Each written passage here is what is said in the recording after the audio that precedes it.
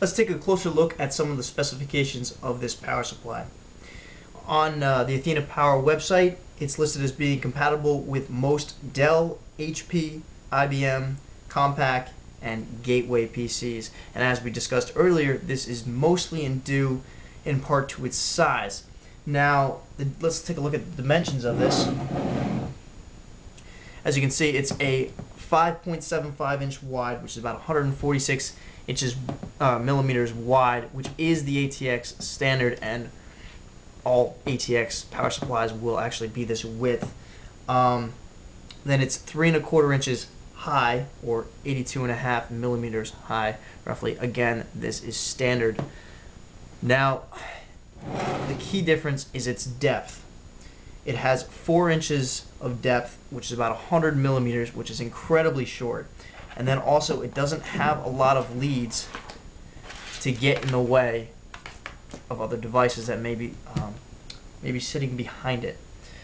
Also, another feature that makes it much more compatible is its generic faceplate. As you can see here, there aren't any additional switches or things that might impede its installation into the back of a non-standard power supply bracket that may have like a mesh or something that would stop the power supply from being installed if there was a switch involved. It also incorporates an 80 millimeter fan into its design. However, this is not a quiet or efficient fan and will be audible even at idle. It's not going to be like a jet engine or like a lot of PCI Express graphics cards, but it will be audible, and that is something to take note of. So this will not be for quiet computing. Let's take a look here at some of its connectors. We have a 20+4 pin connector, which is used for your main board power. You've got, 4 Molex connectors, a 4-pin floppy drive connector, which is also referred to as a 4-pin Berg connector, and at this point isn't as useful as it used to be. A 6-pin auxiliary connector that isn't really used anymore either, and a P4 12-volt connector.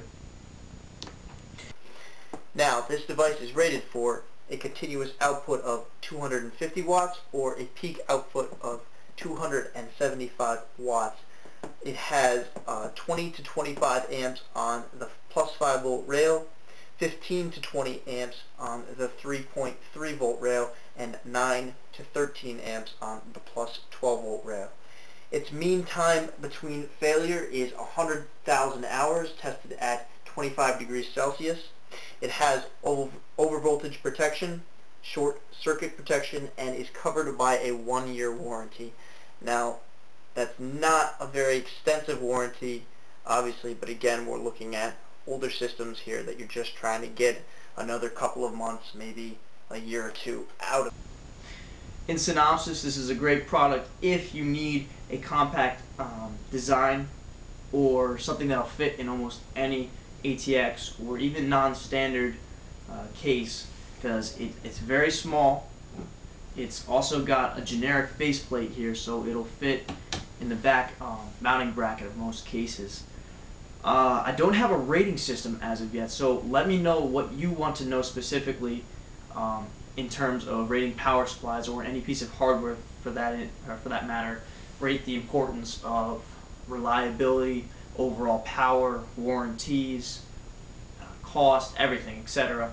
You know, something out of 10 would be good, I would think, or out of 100. I have a basic idea of what I would like to do for that, and I'll run it by you guys in the next video. But for the most part, it's a good product.